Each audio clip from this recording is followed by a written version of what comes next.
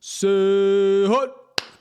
Any given weekend, week 12, another week, another dollar. I hit my parlay, make you holla. Nate, how we feeling? Yeah, you like feeling great.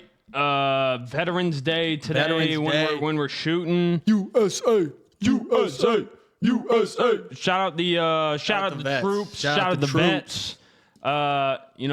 This whole podcast kind of started from me making a for the troops parlay on Bussin' with the Boys. We'll remind them. Yeah. Boys, if you're not riding with the troops parlay this weekend, you're probably kneeling at the national anthem. Take your fucking hat off, stand up, have a little bit of respect. And we love the troops. We love the vets. Shout out the vets. Shout out Papa Bob.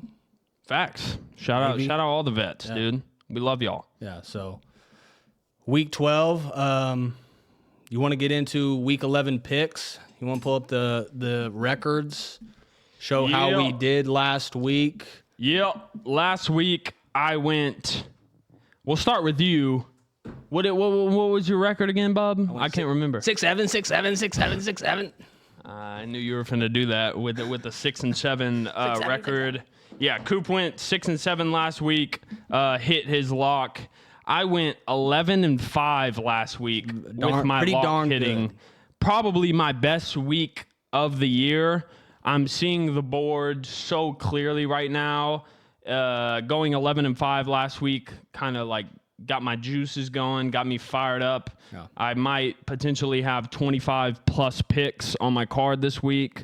Goodness. But we also are 7-0 on our any given locks in the past 3 weeks. Some would say we're locked in. I'll be here all week. I think you can make that a 8-0 because I hit mine as well. Yes. Zach had a Texas A&M Missouri over last week that hit as his lock. And speaking of Zach, we have Zach stepping in for Drew Pock for the next couple of weeks. Drew's going on the road for he's like what? He tour manager? Something like that. Yeah, with the artists. So we don't have to worry about any Miami rants or anything like that. Yeah. For all the OU fans out there, you got an absolute die-hard OU fan, blood, sweat, and tears into it, probably more than you. And so we got him loaded on the podcast also. Yeah. So Zach, how are you feeling to be back? I'm feeling great. I'm ready to do this. So let's get it going. Bet. All right. Week 11. Recap. Another week where we said it was going to be mid. It turned out to be, probably the catch of the year, the throw of the year by Mendoza and Indiana. I didn't get to watch that game. I had to watch it on the ESPN Gamecast. So I was a little upset about that, but I saw the highlights, and that smashed the over for me. That touchdown, that's crazy. That touchdown. That was your over. Yeah, that was my lock. So yeah, that Indiana Penn State game potentially, I'd say like a top 5, top 3 game for like game of the year so far. With how the way it ended, Mendoza going on a 2-minute drive at the end of the game and then he hits Omar Cooper, who gets 2 feet inbounds. He's an NFL receiver. Toe tap. Guys are going to be very happy in a couple of years having Omar Cooper on their fantasy team. He's an NFL guy. And the call by Gus Johnson, at some point, I thought that he was like having a seizure damn near because like Mendoza in trouble. It's out. Touchdown! Omar Cooper, unbelievable. Get Elijah Jovi down. Lost his breath. Yeah, he lost his voice too. He was like, at one point, he was like, it sounded like he was damn near moaning for a second. A lot of people hated on that call. To me, like Gus Johnson, any of his calls is just like, it reminds me of college football. It was a great call, in my opinion. He did kind of ruin it with the Heisman thing, give him the Heisman, because you don't want the commentator saying that. Yeah. But that game was crazy. It was low-key a classic of the year so far. Yeah. Let's talk about Oregon, Iowa. It's another classic. another Big Ten classic. Yeah. I 18 to 16. Like what the? started off 2-0. Like that's just such an Iowa score to just be down 2-0. I had Iowa in that game. Obviously covered. Oregon fucked around and found out about the Big Ten. Like no one goes into a game against Iowa like scared, but then you get into that game and you kind of see the suffocating defense that they have, and they give you a safety to start off. It's 2-0. You're looking around. It started raining towards the end of the game when it was at night, so it was just like this beautiful cinematic like rain at night in Iowa, and then they took the lead In Ames. Yeah, Ames. Isn't it in Ames? No, it's in Des Moines. Des Moines. Right? Facts. Yeah. The Yeah. capital. The Ames is Iowa State. Silly. Yeah. Silly. Yeah, but it was a tremendous game. Yeah. Iowa looked like they definitely had the win after going up 16-15. And then Oregon, after not doing really anything all game, just goes on a 2-minute drive. Dante Moore had a throw on that drive that was quite literally like one of the throws of the year. Like just puts it in an absolute bucket. And yeah, those were the two games of the week that were really exciting. Yeah, really I mean, classic. I would say probably those two. Cal versus Louisville was another great game. Yeah. To end the night. LSU, Alabama, that was. I mean, it was. To me, I just kind of like Alabama just ran. Like, I knew Alabama. They just controlled it the entire game. Yeah, that's what I was saying. Like, LSU never gave me a point to where I was like, oh, shit, LSU could upset It's just their Bama. defense keeps them in the game so much. Yeah, their defense does. Their offense is horrendous. Yeah. I wish that LSU would have, like, taken a lead in that game or, like, given us something like that. But That, Vanderbilt, Auburn. that was a Another great good game. game. That was my lock of the week last overtime. week. Yeah. Vandy minus 6.5 ended up covering in overtime. That, and then, my favorite game, no, I wouldn't say favorite game, but one that was one of my favorites, Sam Houston State getting their first dub at Oregon State. I took Sam Houston plus 20, Facts. and they pulled through. I should have just had their money line. I should have. Moneyline would have been crazy. Moneyline would have been crazy. At 20.5 point underdogs. Yeah. That was a great pick. There was also Duke versus UConn. That was a good For all one. the ball watchers out there, that was a tremendous game to watch. If you don't care about rankings and you just want to watch ball, that was a tremendous one also. Yeah, so it was another good week of college ball. I don't see how people prefer NFL over college football because this last week you get the scores are 10-7 on a Thursday night and Monday night game. Third quarter of Monday night last night, Eagles and Packers, it was 0-0 going into the third quarter. Bo, the Packers didn't have like a first down or a third down conversion like literally the entire first half. Those games, I understand that the defensive, like the really good defensive schemes, and they're making the offense struggle. But to be honest, with football, like I want to see scoring. Yeah. Like I know if I throw on a MAC game on a Flashy Wednesday plays. night, Yeah. like what was the game? It was like last Wednesday or Thursday where the game opened up with a kickoff return. It was a MAC game. I think It was. Was it Toledo and No, it was. Midweek Maction is here. Trayvon Rudolph, the return man. Big hole opens up for Rudolph. Plenty of room to run. Turns the corner. Steps on the gas. Rudolph. 20 yards to go. It's a foot race. He's in. Touchdown, Toledo. I think it was Toledo. I think it was. Yeah, that Toledo. one. Yeah, Toledo came out and took it to the crib, Yeah, like the housed it. And there's a lot of people, that don't watch MAC games. To me, the MACtion sometimes can be way more entertaining to watch than NFL. But I will say when the top 8 NFL teams meet up, It's juicy. yeah, those games are entertaining. They can go band for band with college football, but when the game's like Eagles, Packers, and it's fucking 0-0 at halftime, it's like, What makes what are we NFL watching? fun is fantasy. Like Yeah, I think if fantasy didn't exist, the NFL would be like getting blown out the water by college football. But so we talked about 7-0 on our locks. Huge turnaround from the first 8 weeks. We were 2-13. Past 3 weeks we were 7-0. So don't have to listen to me, but I would take our picks. we're winning fucking money. We're winning, I another know week, you another wanna- dollar. I know you want to kind of Hit our locks and make you holler. your own lock record. How you started off 0-6. Everyone was 0-6. flaming you. Going 0-6, people on my head talking about getting my head shaved. Facts. And then I turned it around, and now I'm 5-0 in the last 4 weeks. I even hit a double or nothing lock. I think that's pretty impressive since I was the first one to do it on the podcast. I agree. So, it's just big bounce back this second half of the Fellas' season. dicks are swinging right Yeah. now. We're laying our dicks on the table. Our balls are big, and that's just what we're doing. We're hitting 11-5 last week. Are you kidding me? Yeah, 6-7, but I'll take it. Facts. But yeah, so don't you worry, we got another one cooked up for you.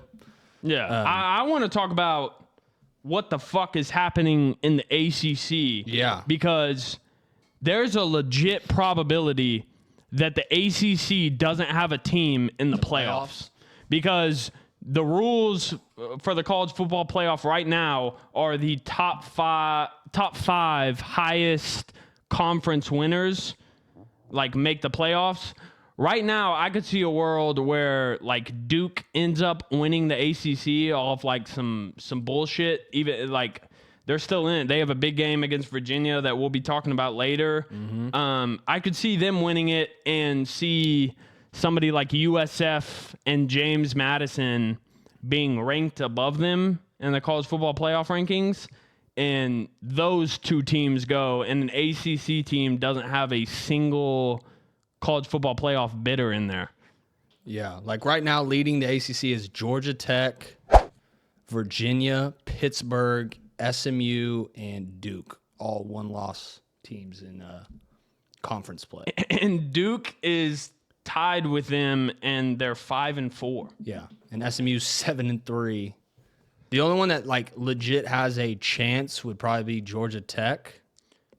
Yeah, they all have. Who knows if Miami turns it around? They could, but yeah, if Virginia wins out or Pitt beats Notre Dame this week, that changes it. I'm just saying right now, and seeing how the ACC looks, I could see Georgia Tech dropping another one, see Virginia dropping another one potentially this week to Duke, and can just see them kind of cannibalizing themselves in the ACC. I can see that as well. Which would be crazy if 2 G5 teams got in before an ACC team. Who would be your G5? Right now, it'd probably be USF? USF and James Madison, I think, are two that very easily are the favorites right now to do it. Mm-hmm. James Madison was my pick before the year started to make the G5. The only problem with USF is they're in that American conference, and that's low-key a loaded conference, and I could see them dropping one and somebody else getting in. I don't know. You got anybody from the Mountain West? San Diego State? Boise State? San Diego State is where I'm going to talk play each about other them this later. week too, yeah. That's a fucking ball club right now. Even that though- is a ball club. Even though they just lost to the Rainbow Warriors, Hawaii. Who? San Diego State.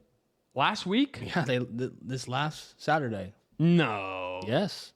That's They lost a fucking They lost Hawaii? to Hawaii at Hawaii. They did. They lost 38-6. I know, yeah. That's what I'm saying. But now San Diego State plays Boise State this week, so it makes it a little interesting. Yeah, San Diego State's a legit.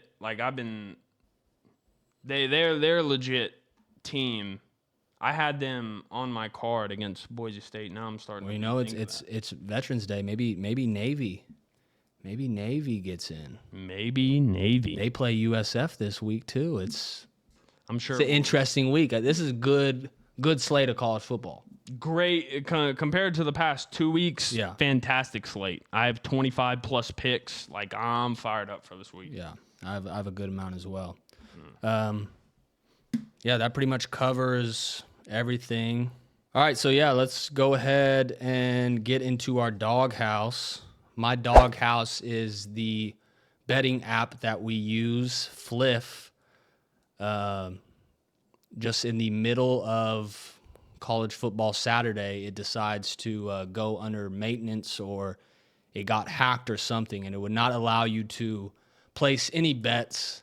So I got my 11 o'clock bets in, and then around 12 o'clock, wouldn't load anything, wouldn't even let you get into the app and look at games. And so I was like, this is horseshit. And so then it finally comes back on, and I place a bet on Virginia money line because they're marching down the field. And as soon as I process my bet, Virginia just fumbles. And I was like, I've been waiting all day to bet, and this is what I get. Like, you can't make this shit up. Yeah, that's what gambling will do to you sometimes. I love that doghouse because that's probably going to be my doghouse also. Fliff, if you're watching, I love you. If you ever want to sponsor the podcast in future days, we will gladly accept. Gladly. But you got to get your shit together. On a college football Saturday, you shouldn't be having errors and working on maintenance. Like, that is the prime time of people betting. And it was gone from like 12 o'clock, and I think it came back at like 6 or 7. 7 o'clock, 8 o'clock. The middle of the 6 o'clock games. What'd you say? 6 or 7. Yeah, here you go again with your fucking 6 or 7 bullshit. I think it came around like 7 o'clock because I was only able to like live bet the 6:30 games that were already in action. So I'm gonna throw Fliff in that, and I'm also gonna continue to throw YouTube TV and ESPN in that until they get their shit figured out. Bullshit. I'm so tired. I had to jailbreak my computer to be able to get a split screen of like multiple ESPN games. And I'm so tired of it. Like, how can they not figure out a deal by now? I thought by now, like, they would have one at least figured out. And, like, we might go through the entire college football season, the rest of it, no ESPN on YouTube TV. It's just those greedy bastards. That's what I have to say. If you had to use another word for bastards, what would it be? Those greedy bitches. If you had to use another word for that, what would it be? I don't know. I can't think of anything. Yeah, that's going to stay in my doghouse until they get that shit figured out, because it is so bad on college football Saturdays. Like, I want to watch all the games.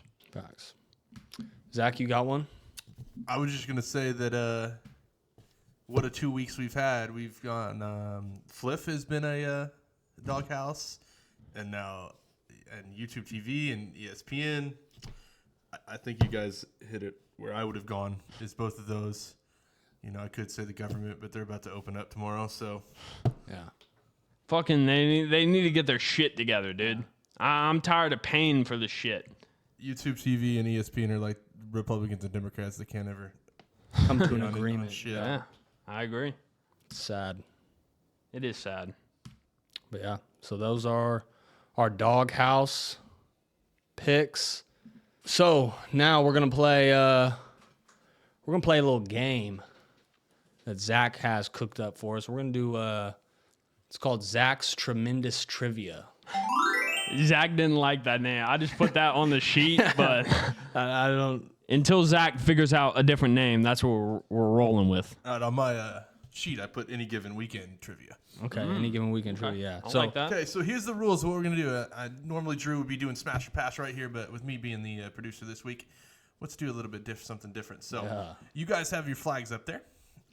If you have an answer, the first one to raise it gets to answer it. Some of these questions will be pretty easy. Some of them will be hopefully challenging to make you think.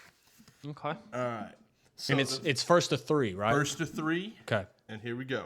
So the first question is, which quarterback threw for over 4,000 yards and 42 touchdowns during the 2014 season, helping his team to a conference championship?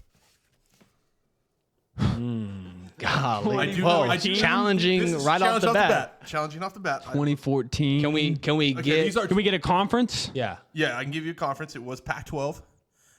These are 2010 to 2020 questions, Okay. and I have some other hints. This quarterback made a start in the NFL this week. I know. Is it Mariota? It is Mariota. There you go. Okay, that's a good one. That's a good one. All right. 1-0. Okay. In the 2012 BCS National Championship, which team did Alabama defeat to secure the title? That was That was me. Nate. That was me. God! They, Notre Dame. That was a blowout right there. I may have put the wrong year. I had LSU, but it may be. Wait, 2012? Yeah, I may have written the wrong year. Double check it. Was 2012 It may have. Teo? I thought that was. It might be.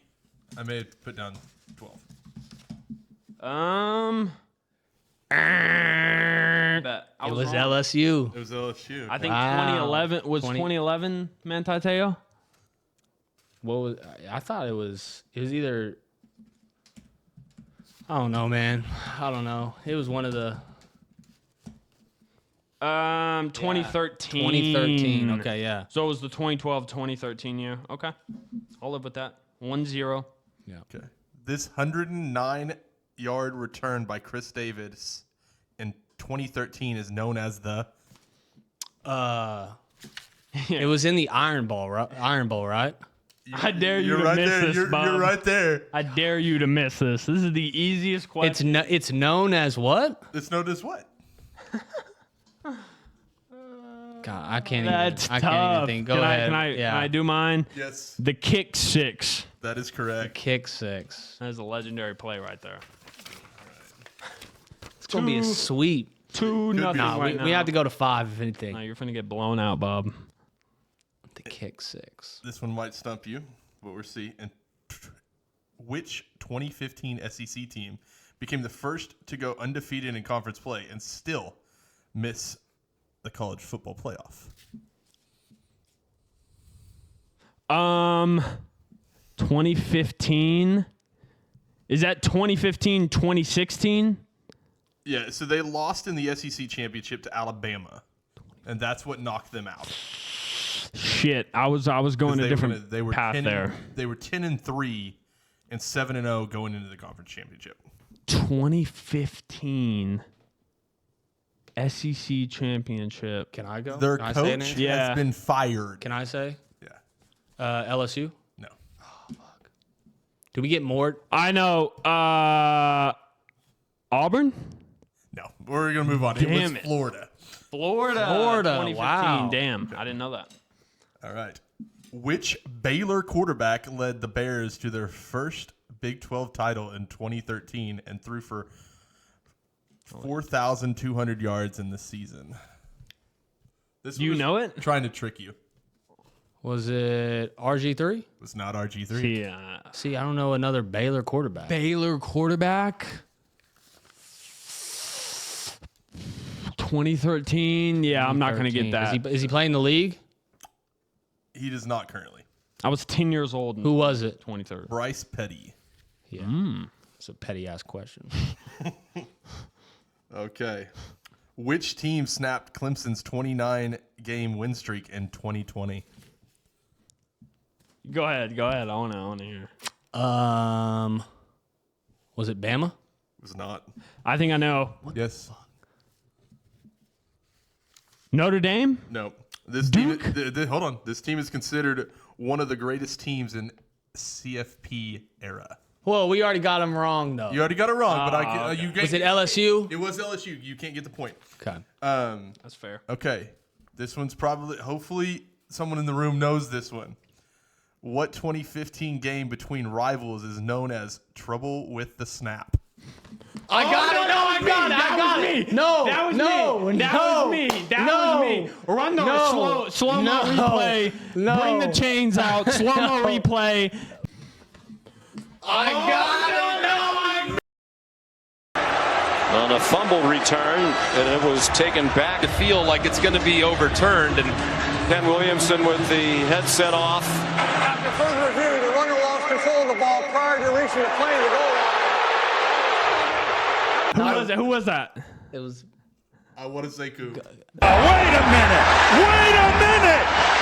That's a terrible call. That is a terrible call. Just 'cause Okay, I want to okay. give Coop a chance. We'll have the slow-mo replay. It was just in case. Michigan State. It was Michigan. Okay, Michigan. let's There go. you go. You got a point there.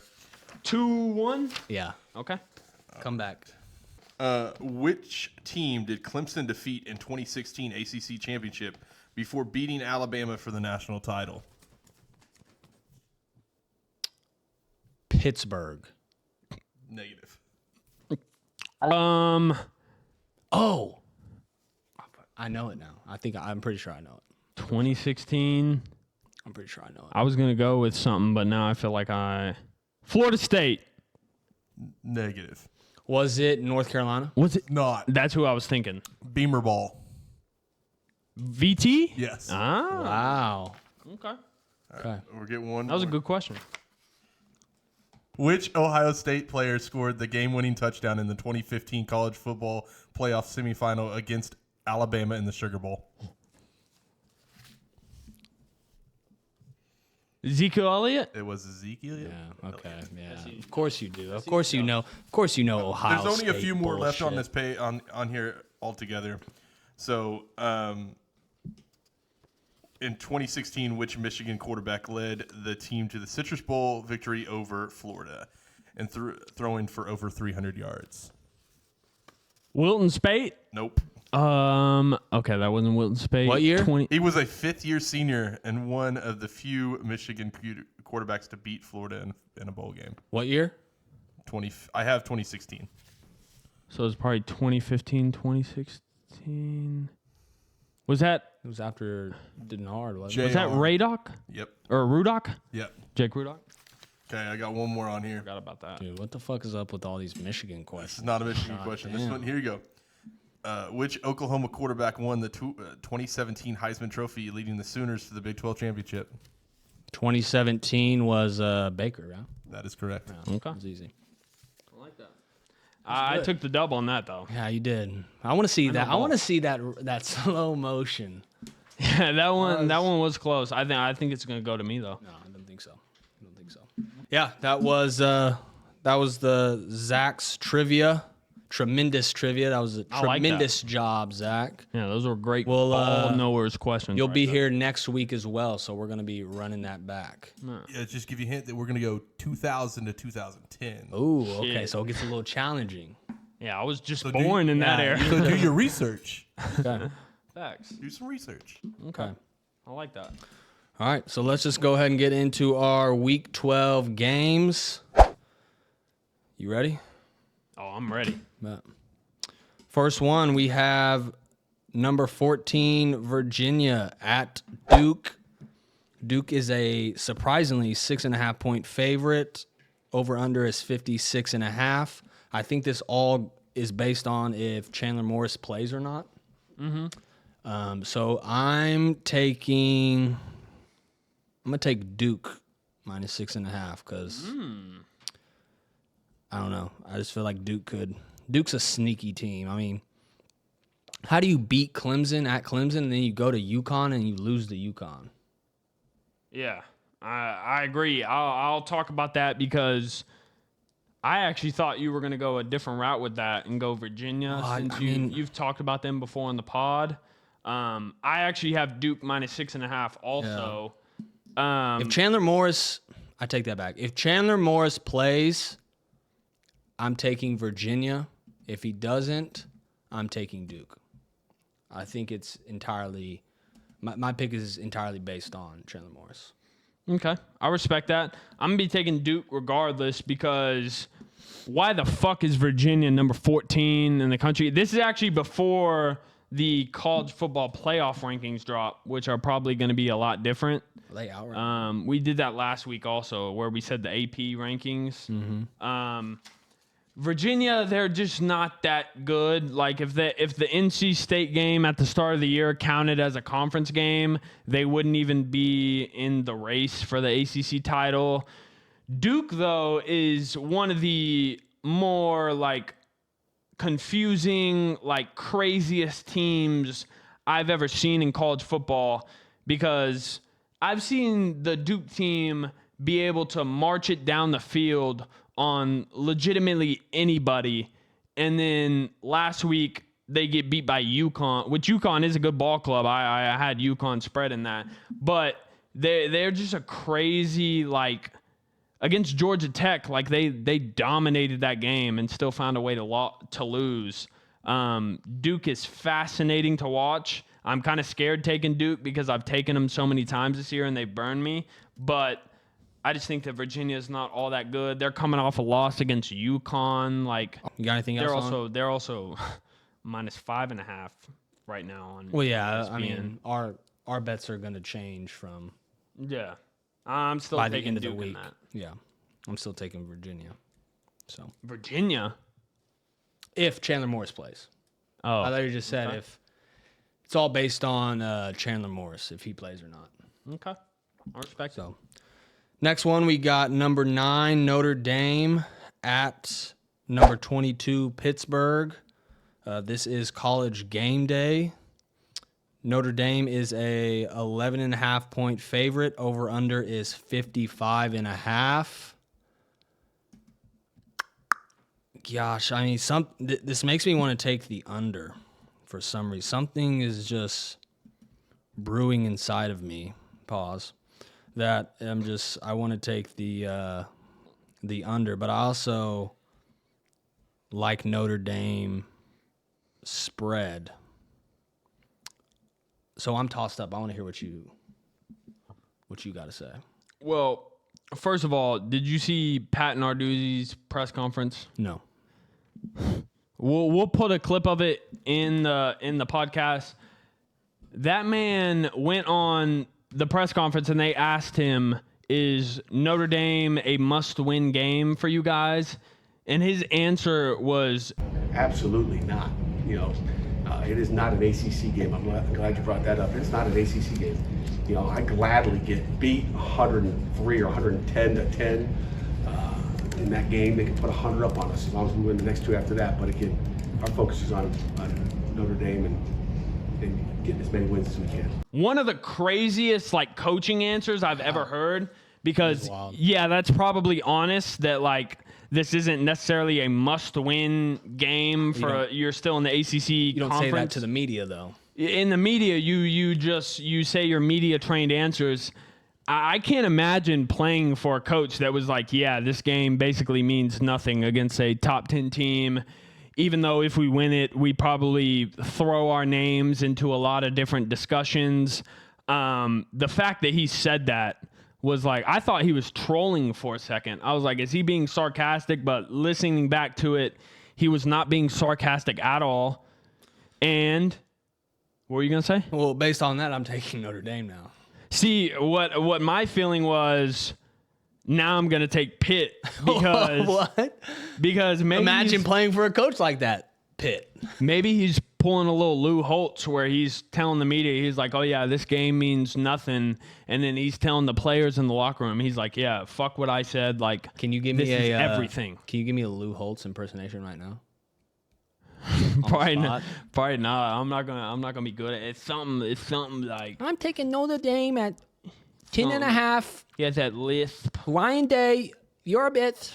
You're both horrible. Yeah, those were too bad. It's too bad, Lou Holtz. But I could see that being where he's telling the team, he's been like, "Yeah, I told the media that this game means nothing, but I'm telling you guys, this game is everything." I don't know. It just 11.5 is also a weird number. I'm gonna be taking Pitt in this. Okay. It's at Pitt. I'm gonna be taking Pitt in this. Narduzzi is a good coach. He's a good ball coach. Wow, you just put me in an absolute blender talking about how bad of a press conference that was. That press conference was. Imagine playing for a coach who says that things Yeah.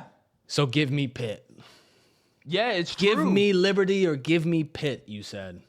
In gambling, there's a bunch of picks that don't really make any sense when you look back at them, and that's just one of those. Well, I'm going to take Notre Dame. You got Pitt. Okay. I respect it. Next one, we are going to go number 21, Iowa, at number 17, USC. USC is a 6.5-point favorite. Over-under is 49.5. You would think the principal play right here is the under, since it's Iowa. Like anytime Iowa take the under, like I messed up last week, thought that they would at least score 40 points in the Oregon-Iowa game. I was totally wrong. It was 2-0 at the start of the game. Yeah, so USC, they kind of blow out teams at home. West Coast, this is Iowa team traveling west. So I'm going to take USC minus 6.5. Might take the under. I don't know yet. But for sure, I'm taking USC minus 6.5. I like that. I'm also on USC minus 6.5. I think that USC and Lincoln Riley, even though, yes, their defense is still soft as shit, it's better than they have a level of toughness in their defense that they haven't had before. I saw it when they played Northwestern this last week. And I also just think that Iowa, I don't like the underpick because they got Gronkowski, the quarterback who he's the first quarterback to really get their offense, a little bit of life. But I just think being in USC, traveling across the country, it's not necessarily feels like a Big Ten game per se. So I think that USC finds a way to cover. Yeah, and Iowa couldn't stop the run against Oregon either. Yeah, they couldn't. So if USC can run the ball, it might get a little ugly. The only way that Iowa can win games is by making it ugly. Yeah. And just dirtying up the game. That's what they did against Oregon. Yeah. I just don't see them doing that in Southern Cal. So Facts. You got a hot take real quick. Do we think Lincoln Riley is taking his talents to Baton Rouge? It's been the latest talk about. Zach, go ahead. I know you don't like the man. So all I can say is from experience with the bitch out west. Yeah. out west. Is can he get his team motivated when he's his name is being thrown out there for all these different jobs? It's come out that he could want to be back in Texas. It's a lot of distractions. And if you know anything about Lincoln Riley's as a coach, he's a player's coach, yeah, but can he get them motivated with all those distractions? All I can really say is you better watch out because he's a sneaky little bitch at night. Yes. I like that. Gotcha. So I'm assuming that he's probably taking Iowa plus 6.5 in that. Yeah, I think it'll be close, but I think you're probably right. Don't take the over on. They're not going to score. Yeah. It's going to be. Yeah. I was low-key about to flip my pick with hearing that to Iowa plus 6.5. But I don't think that Lincoln Riley is actually going anywhere. So I don't know. He's got a pretty cush job out there. If he hasn't been fired yet, Fight from on. his lack of being able to produce the defense, yeah. they're not going to get rid of him. And also, he has one of the, in recruiting, USC is starting to build some momentum. I think they have, the second or third best recruiting class. Usually don't see that from a coach that plans on leaving the next year. Yeah, but he also says one thing and does the other. And That's true, but, I agree with that. he ran away from the SEC. The whole reason he left for USC instead of staying at Oklahoma, or I shouldn't say the whole reason, but one of the reasons, he didn't want that smoke. he didn't want the SEC. And we're talking about a coach that can't develop a defense. Why do you want to come play in the SEC, which is known for playing defense? Mm-hmm. I agree with that. I also think that the coaching carousel is going to fuck a lot of teams because I see a lot of teams upgrading their coaches, giving them the full deals. And in the NIL era, why would somebody like Kiffin, who's built up Ole Miss as kind of a mini superpower, why would you leave for LSU and like try to completely rebuild it again when you have it at Ole Miss? You have the money. Like, I don't see Kiffin leaving. No, Yeah. he's just going to be a troll the entire time, and it's going to be I'm going to be there eating the popcorn. Yeah, that is true. He posted on Twitter a photo of his car meter showing that there was a freeze warning, and just posted it on Twitter just to troll Hugh Freeze. Like, I love Lane Kiffin. How about that? All right, next game we got number 10 Texas at number 5 Georgia. Georgia is a 6.5 point favorite. Over under is 48.5. Texas, go Dogs. Okay, well we got Zach's pick Good pick. right out of the gate. I'm going to take Georgia minus 6.5 as well. Night game in Athens. Dogs are going to be barking. They're probably going to be playing that scary song that they played Then they every just single spam. down against Alabama.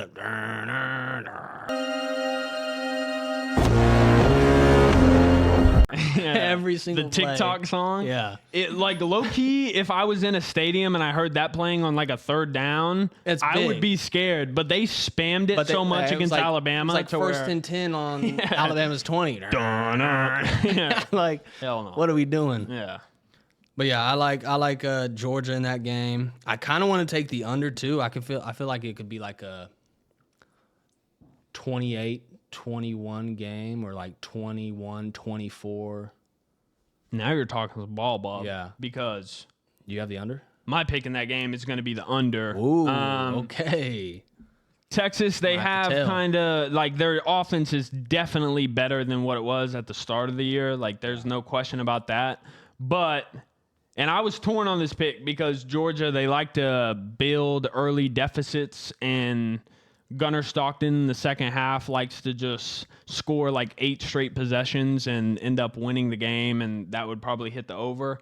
But I kind of just see this being a low scoring, kind of like what it was last year against Texas at Texas, even though that was a little bit higher scoring. It's just the pace of the game. I could see both defenses flying around. Like, Texas has a legit defense. They have legit NFL talent on that side of the ball. And I just see it kind of going under. So I like the under in that game. I do like Georgia minus 6.5. I might have to take both. I might have to do a same game parlay. I had a couple same game parlays that I kind of changed, but now Are that you're, are you adding that, the under? should I? I mean, I don't know, Bub. It's Should up I? to you.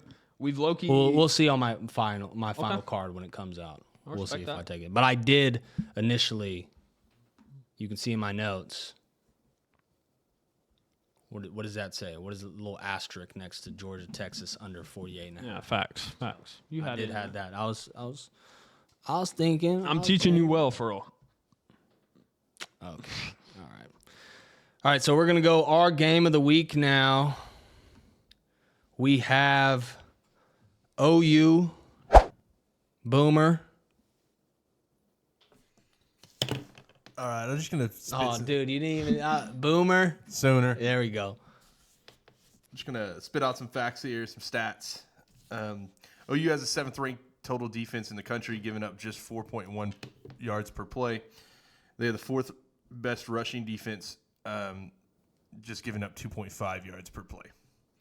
Alabama's rush offense is 119th, Yeah, they can't run the ball. 3rd worst in the conference. They're averaging 3.5 yards per carry.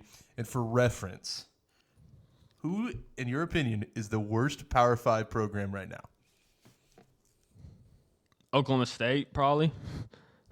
Oklahoma State is ranked 101st in rush offense. Yikes. We talk about Oklahoma's rushing attack a lot on the pod. They haven't looked good, and then the last 3 weeks, they've had 3 straight 100-yard rushers. They're figuring something out on the offensive line, and they're handing the ball to X. Alabama's rush defense is 54th. I believe if OU can get the rushing attack going and with X, and the O-line can give John just enough time to get some throws off, we're being for a really good game. Mm-hmm. But I believe the X factor in this game is going to be Ty Simpson. Mm-hmm. Yeah. In the passing game. Can OU's secondary stay contained for the D-line to force pressure? If not, it's going to be a long game. Mm-hmm. I think Ty is a more polished Aguilar. We're not going to force him into bad throws and get 2 interceptions. No, but can you get one? But can we get one? But he's only thrown one all year. Exactly, yeah. And so I think forcing pressure and getting him into the 3rd and long is the key here. Give me the Sooners in a close game, 24-21, Tate Sandell with a clutch field goal late in the game. Oh shit. I like that. Oh shit. Okay. I forgot to mention him on last week's podcast when we were talking about OU. What a guy. That guy's going to be a fucking NFL kicker. That guy's got fucking... What'd you he say? Was just drilling shit in his booty shorts. Daisy Dukes. Yeah, the shortest Booty shorts I've, throwing darts. I've probably ever seen. The shortest shorts I've probably ever seen. But that man was kicking his fucking dick off against Tennessee. And he looks like an NFL kicker, by the way. Just wanted to put that out there. So OU Alabama. Alabama is a 6.5 point favorite. Over under is 45.5. This was a same game parlay that I was talking about. I'm taking OU plus 6.5, and I'm taking the over 45.5 points.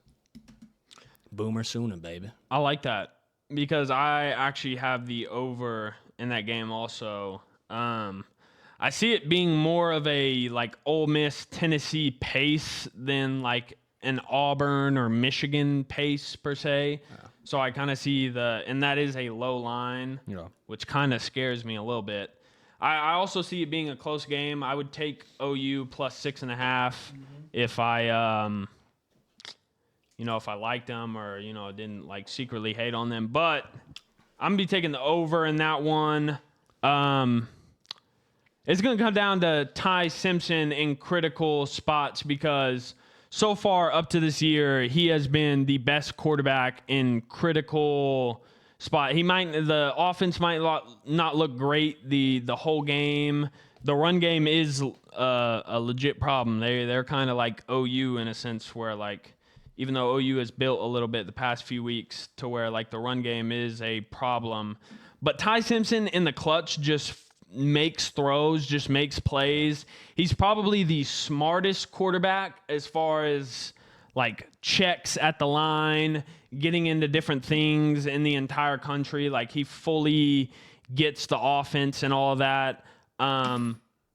So that's why I kind of think that the over is going to hit because I just think that they're going to be able to put up points. Oklahoma. Love that pick. Oklahoma isn't going to walk into Bryant Denny and just get like bend over per se, especially in like basically a playoff game for Oklahoma. Like if you don't win, season is probably over. So you know what? Add Oklahoma plus 6.5. Oh my goodness! Also to my card because this guy always says I don't take Oklahoma.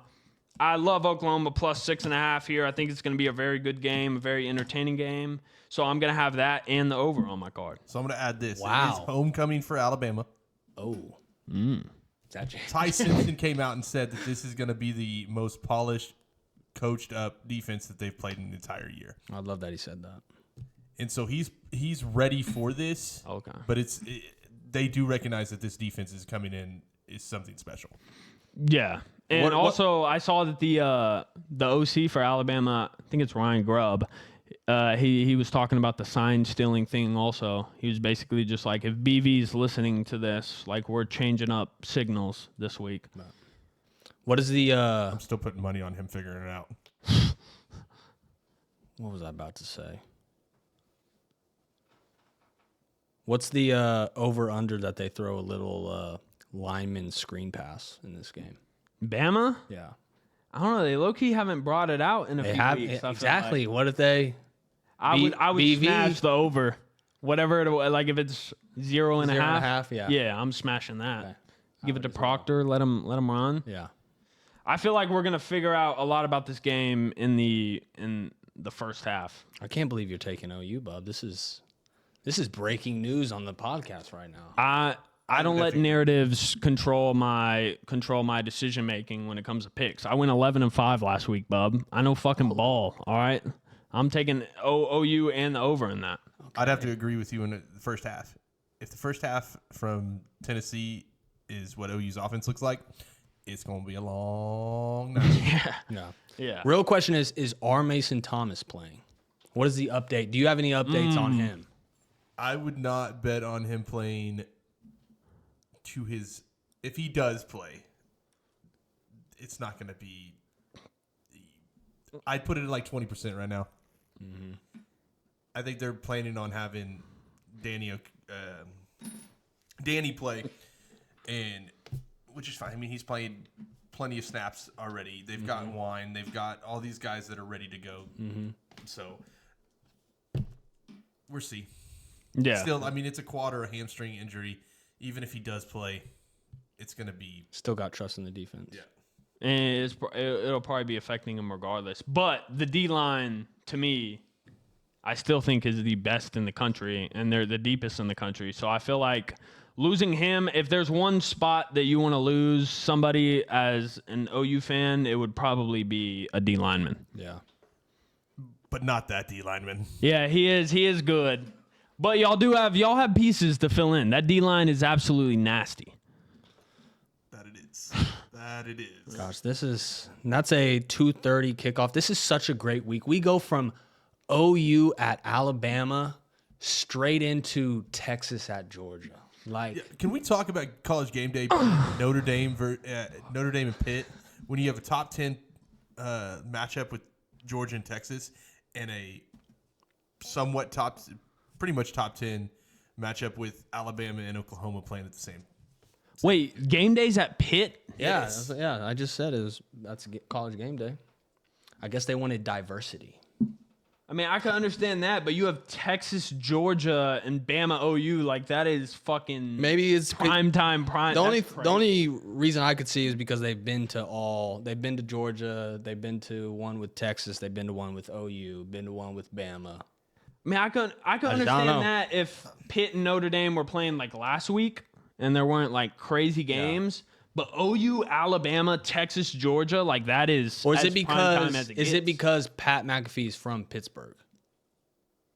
I thought he was from West Virginia. He went to West Virginia, but he's from Pennsylvania. It may be, but like I'd still take those other two games. No, yeah, much bigger. Same. Like we've mentioned that Pitt could make the college football playoff.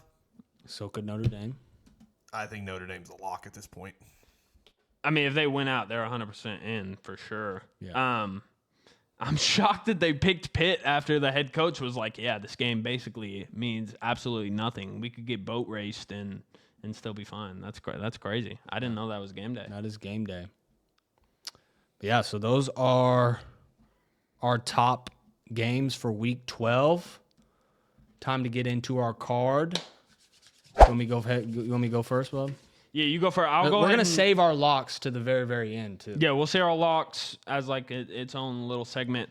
I'll say the full records entering week 12. I am 92-97 for 48.6%. I am very, very close to 500, and I'm 4-7 on my locks. Coop is 53-73 on his picks, which is 42%, and he is 5-6 on his locks. God, I love that. I love it. Say my lock record one more time. 5-6. Say it one more time. 5-6. Oh my gosh! And you were 6-7 last week. I was.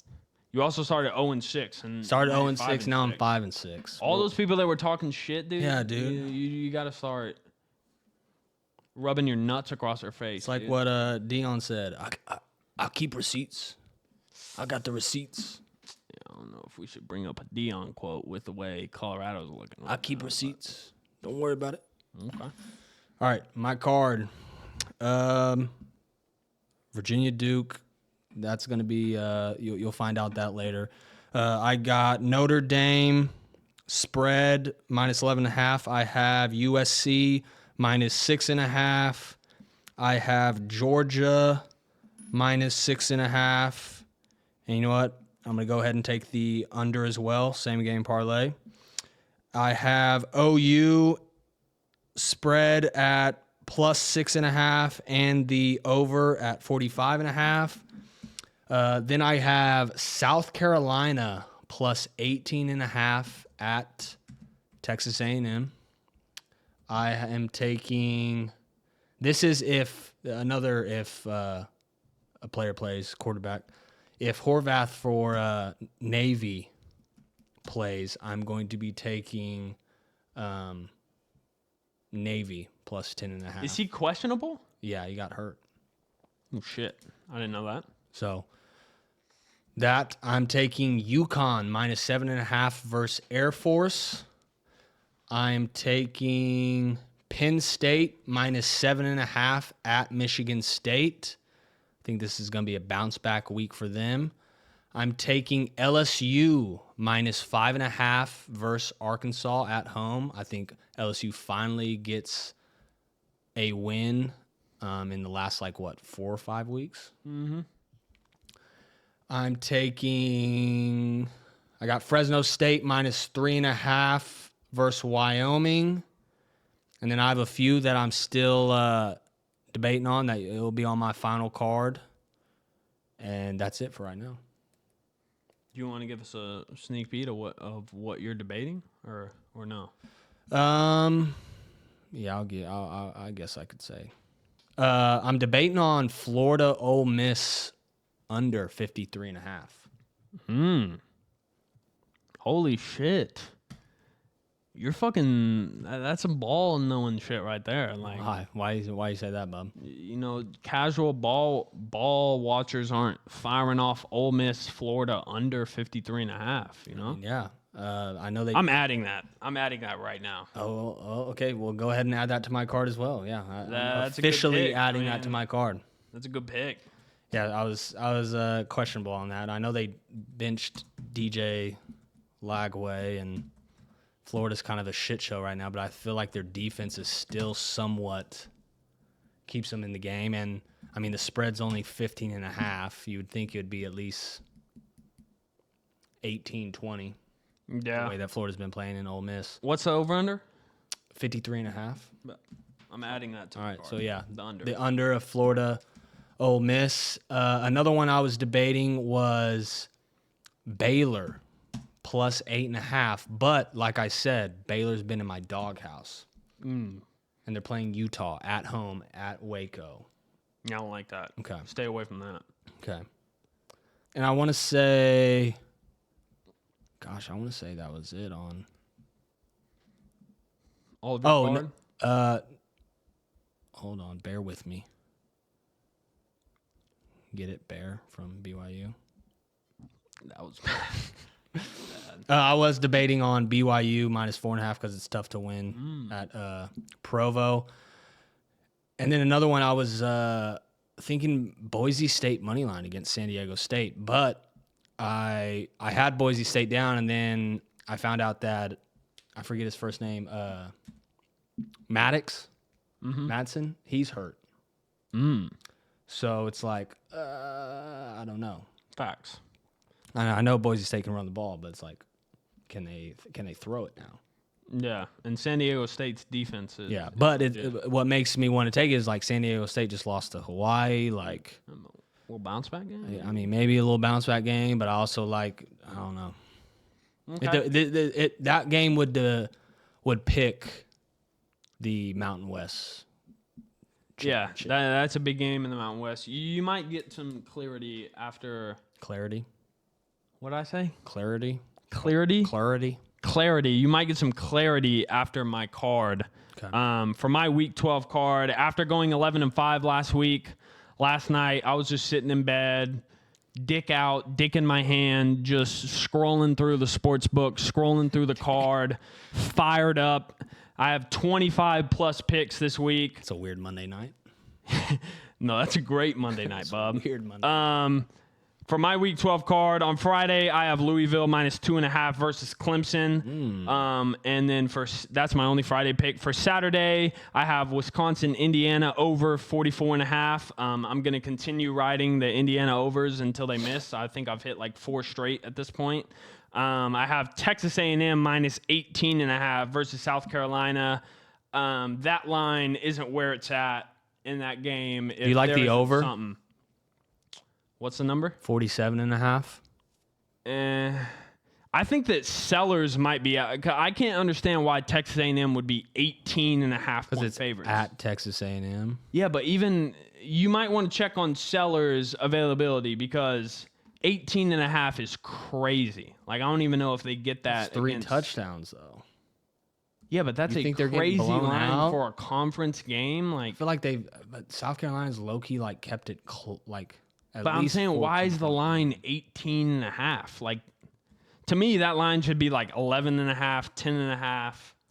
Is he playing? I don't know. It's all good. I'm going to be taking Texas A&M regardless, just because that line screams to me A&M. I have Pitt +11.5 versus Notre Dame. I have Michigan -12.5 at Northwestern. Wrigley Field. Yeah, I haven't bet Michigan the past like 4 weeks. So whenever I bet them, I usually have a good eye on them. We just kill Northwestern every year, even if Northwestern is like a competitive team. Somehow when Michigan plays them, we just like put together an offense and look very good against them. So I think we're going to blow them out in that one. I have Cincy -6.5 versus Arizona. I have Kansas State -20.5 at Oklahoma State. That's the worst P5 team in the country, so I'm going to continue to ride anyone they play spreads.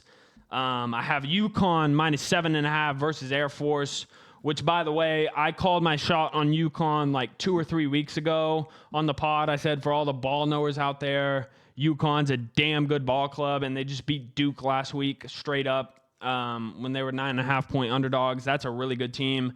I have Navy +10.5 versus USF.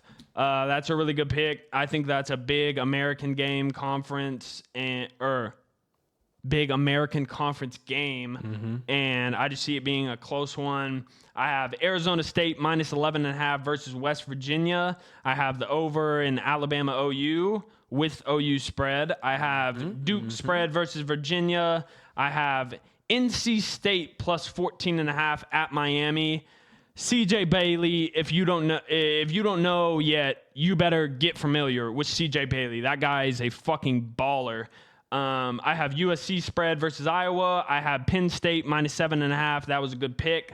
I have Illinois -14.5 versus Maryland. I have James Madison -20.5 versus App State, the Dukes playoff team. I have North Carolina +6.5 at Wake Forest. I think that's a rivalry game, even though I think Wake Forest still wins. I think it's going to be a close one. What's the spread? 6.5. Okay. Which to me, North Carolina's been so bad that line screams North Carolina. But and in a rivalry game, I have Purdue +16.5 at Washington. For all the ball knowers out there, Jed Fish is checked out. Did they just lose to Wisconsin? Yeah, they lost by 3 to Wisconsin. And Wisconsin, you should look up their box score on how they won that game. Wisconsin didn't play good. They played exactly how they've played all year when they're getting blown out by teams. Washington played bad. And Washington just didn't show up. I think that Fish has been checked out of that job. There are legit reports of his family moving out of Seattle because they didn't like it there. He's a Florida alum. I think he's basically, unless they get a bigger fish, I think that he's basically has the Florida job in hand. Bigger fish. I like that. Yeah. Unless they have like a better coach to go. They have an alum from Washington, a good ball coach they can bring in. Was that pun intended? What do you mean? You said the Washington coach. What's his last name? I'll bet that. A big fish? Jed Fish, yeah. Jed Fish? Like a big fish? That was actually unintentional, but wow. I'm going to ride with it as if I planned that. That was very punny. Yeah. If Florida has bigger fish to hire, they're not going to hire Jed Fish. Fish to fry. But if they have smaller fish, they might hire Fish. So okay. This is what I'm going to say about that. Oh, yeah. I have UCLA plus 32.5 at Ohio State. Fuck Ohio State, man. There's been 1 week the entire year that I have not bet that I bet Ohio State spread. It was last week against fucking Purdue. It was like 29.5. They didn't even cover. They've covered all year long. You said that was a win-win for you, though, because if they won by like 27, and it was 29.5. It was a lose-lose. It was a horrible decision. They blew out Purdue and didn't cover, so I lost both in that. But I am low-key kind of hoping that Ohio State just blows out teams going into Michigan. Like they never feel an ounce of pressure all year going into Michigan. That week's gonna be fun. Yeah, that'll be something. But I'm taking UCLA plus 32.5 because just fuck Ohio State. That is a crazy line, by the way. So I got Ole Miss, Florida under 53.5. I think that was one that you mentioned. That's a good pick. I like that. I have the Texas, Georgia under. I have Florida State minus 13.5 versus Virginia Tech. I think this is a bounce back game for Florida State. Norvell's he's kind of, on the hot seat. Well, the AD came out and said that they're supporting him through the end of the year. So, but if there's a bounce back game, it's against Virginia Tech. It's their homecoming as well. Florida State. And I like a bounce back game there. I have Missouri minus 7.5 versus Mississippi State. Good one. I really don't even like that pick, to be honest. I hate that pick. I wish I didn't take that pick, but I'm going to take that pick because I just feel like the matchup, Missouri's going to be able to run the ball a little bit on Mississippi State. I have San Diego, and my last pick before my any given lock is San Diego State minus 2.5 versus Boise State. That was about 3 inches away from being my lock of the week, a bounce back week for San Diego State. But I have a different one, so that rounds up my card. Gotcha. Yeah. Speaking of the crazy spreads, have you seen Tennessee spread this week? They're playing New Mexico State. What spread? Their spread is 41.5. See, it kind of makes me want to take New Mexico State because it's like 41.5 points is a lot of points. It reminds me of Kent State versus Texas Tech earlier this year, which I was so lucky to hit on that. Chef's kiss. But I like the spread, those high spreads against bad teams like a New Mexico State, but Ohio State, UCLA, 32.5. 32, to me, that's just screaming UCLA. I even went deeper. I looked at New Mexico State team bet, like their team total, and it was 10.5. And I was like, I low key want to take New Mexico State. You think they're holding them scoreless? I don't know. They're coming off a big. They could win. Loss Tennessee could OU. win. Tennessee could win. 50-something to 14, 50-something to 10, maybe. I could see I was looking at that, though. I could see it. It was interesting. I saw that. I was like, damn, 41.5 points is a lot. That is a lot of points. All right, so we getting our locks now? Yeah, let's get into the locks, Bob. Let's start off with 7-0. This is basically automatic money. Yeah. If anyone's out there watching, Just you can, throw it on if a you're two-leg. struggling with house payments, stuff like that, just take all the money you have and bet it on our locks, and then you win money. Yeah. What can I say about that? It's great Easy advice. money. I don't know. 7-0 in the last 3 weeks. That's easy money to me. I mean, and Zach makes it 8-0. So. Oh, yeah. 8-0 facts. So, Zach, we're going to start with you because you have another lock for us. You can go 2-0. So I got a 3-leg parlay. Oh, my lock was okay. within it, so we'll just go like this. Let me write this down. So my 3-leg parlay is, you guys know that I'm a big baseball fan, and I hate everything that has to do with Chicago. Fuck the Cubs. Go Redbirds. I'm going to take the Michigan minus 12.5. Okay. I'm going to take Georgia, Texas under 48.5. Okay. I love that. I love it. Okay. And then within my lock right here, it is Veterans Day. While we're recording this, and I'm feeling a little patriotic.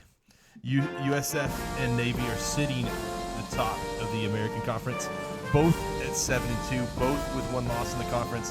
This game is being played in Maryland. UCF is a 10.5-point favorite.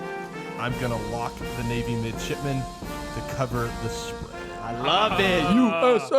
USA.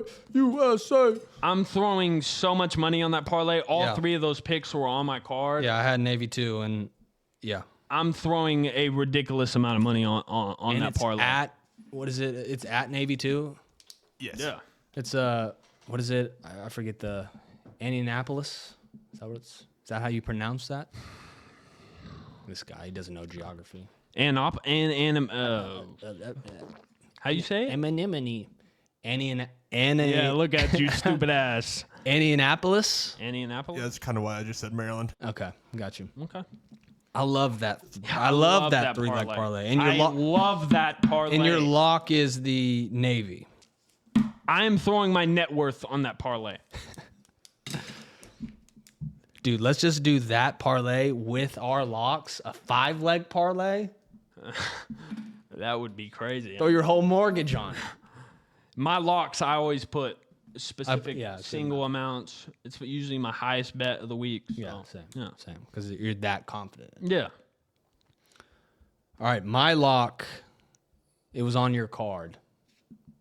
Okay. It is the Indiana-Wisconsin over 44.5. I'm just riding the Signetti train. Lock me in. Choo-choo.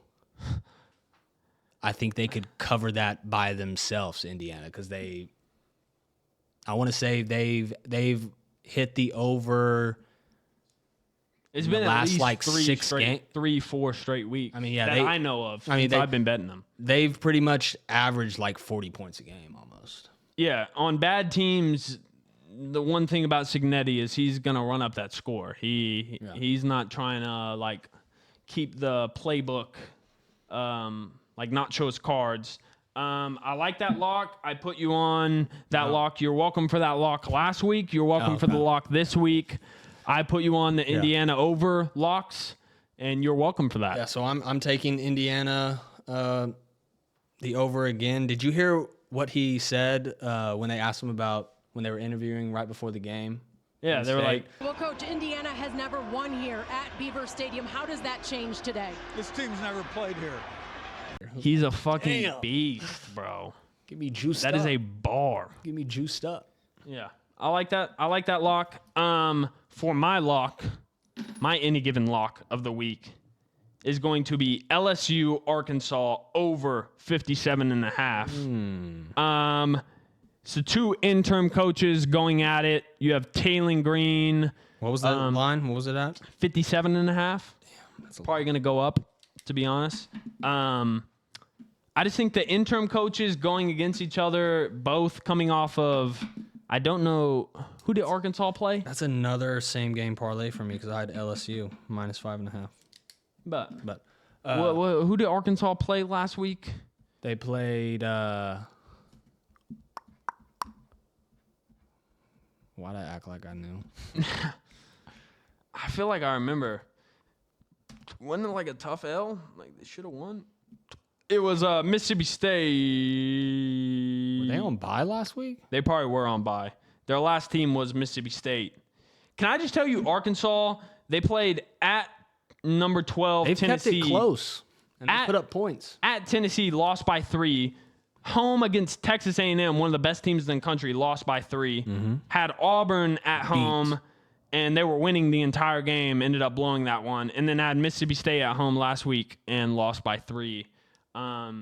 I just see it being like a very high-scoring, like low-stakes game to where like both offenses are just... Talon Green can sling that thing. Talon Green can sling that thing. So, yeah, that's my any given lock of the week. I love that pick. I like all of our locks this week. Yeah, I love what's going on here. We're 7-0, so I'm very confident right now. Yeah, I went outside of 7-0. I went 11-5. You know, so I'm feeling so confident right now. Yeah. All right, so those are our locks. Those are our cards, our picks. Lock them in Saturday.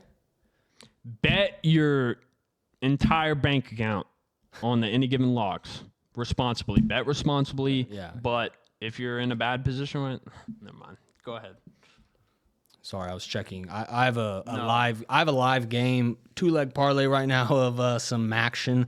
I have the Akron-Kent State under, and I have Ohio minus 2.5. And it's looking okay right now. Yeah, I just didn't want to joke about people who are actually, struggling, like to bet our locks. Like, yeah, because we're not. Definitely don't bet. We're just 7-0 in the last 3 weeks. Don't bet that. Yeah, I went 0-6. Like, come on. Yeah, don't bet it if you're struggling. Obviously, bet responsibly. So before we go, there's been we talked about this on the podcast earlier this year. There's been rumors that James Franklin has been in talks with Virginia Tech about being the new head coach. And you called that. You were like, I could see James Franklin being at Virginia Tech. And this was like legit as soon as he got fired. Mm-hmm. So how do you feel? Yeah, I mean, it hasn't been confirmed. Hasn't been confirmed, but that would be. But it's looking like it's leaning that way. I said at the time, James Franklin's a really good ball coach. He's going to find somewhere to land, and somewhere like Virginia Tech, you just want a good ball coach to kind of come in, bring some stability to the program. We might have to track your coach's carousel projections. Like, you low-key might have like a little crystal ball. I mean, I wouldn't even give it to me. You know, I'd be locked in with the college football sources. I'd be locked in with the underground, the paper bag guys. Those type of guys. I'm Connor Stallion. If I get James Franklin to VT right and Jed Fish to Florida right, like, yeah, Fliff should just start advertising us already. They should. To be honest, they should throw a bag our way. Yeah, I agree. That'd be nice. Yeah, you got anything else? Week 12. You got anything in the back? It's gonna be a fun week. Like I said, we go from OU Bama straight into Texas, Georgia. Yeah, it's gonna be a phenomenal week. What's the morning game on ABC? Even though we can't even fucking watch it because of YouTube TV, ESPN's bullshit. It's probably fucking Notre Dame Pitt. It is college game day at Pitt with their head coach saying that the game doesn't even matter. Yeah.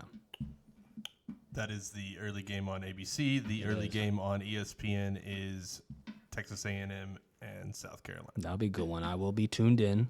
We already know what Nate will be watching. Big noon kickoff, Michigan, Northwestern. I'll have that on one of the TVs. If you're out there and you don't have 3 TVs in your room to where you're watching ball multi-view on all 3 of them, what are you doing? You're not doing just it missing right. ball. Yeah.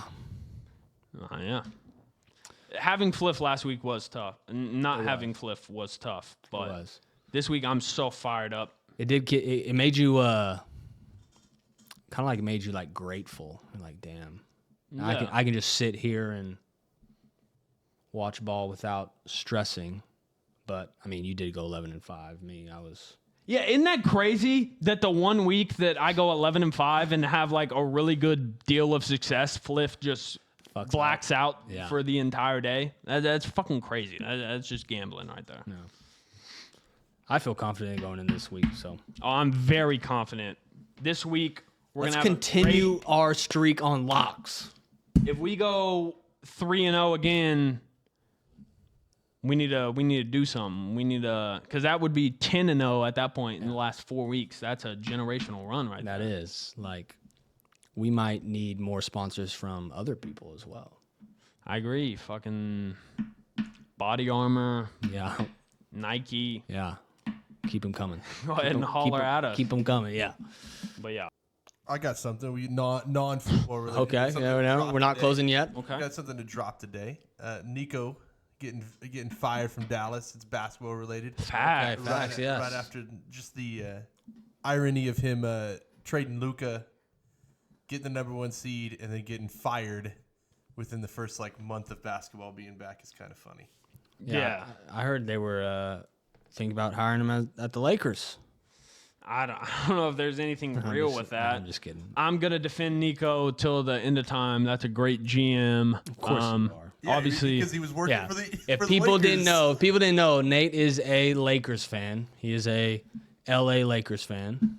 that has nothing to do with it. Nico is a yeah. great GM. I'm He made a great trade, and it's the Mavericks' fault that Luka is averaging a 37-point triple-double right now. Deal with the devil.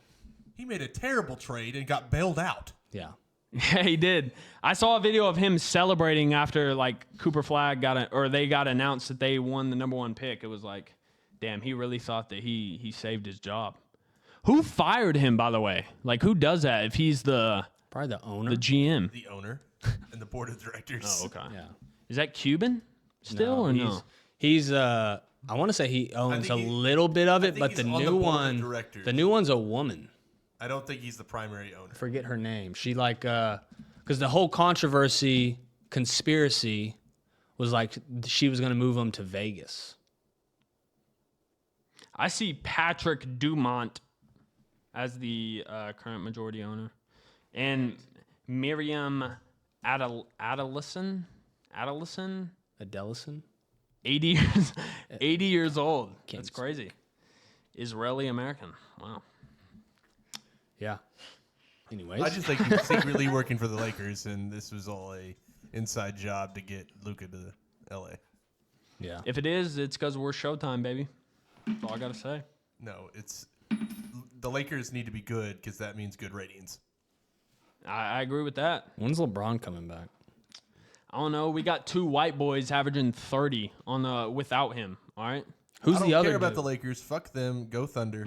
Facts. Fuck the Thunder. The Lakers play the Thunder tomorrow. They play tomorrow. Yes, we might. We're waxing that out. We'll have to talk about that next week. Oh, that's a joke. Yeah, we'll talk about it. Is that at LA or is it here in the city? I think it's in the city because it's a back-to-back. They play tonight, and then they play tomorrow. Play the Warriors tonight. Facts. We're going to wax that ass, though, for sure. And that is it for our Week 12 episode. If you're not already, counting down the day, you're not what's the word I'm looking for? You're not